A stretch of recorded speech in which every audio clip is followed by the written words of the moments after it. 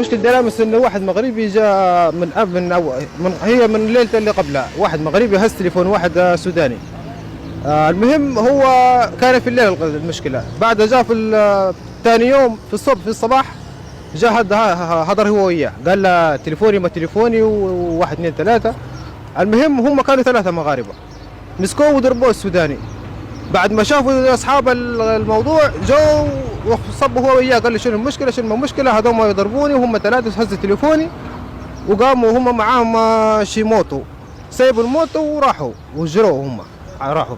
بعد هزوا شباب جماعه اخرين وديالهم وجو مجموعه كلهم مع بعضهم وجو شور قالوا لهم نبقوا المفتاح ديالهم، قال لهم اعطونا التليفون وخذوا اللي ما نبوش منكم ولا شيء، نبوا مشاكل لا نبوا شيء، يعني احنا خلونا في حال سبيلنا ما نبغوش مشاكل، نحن ما نبغوا شيء، اعطونا التليفون ديالنا وخلاص.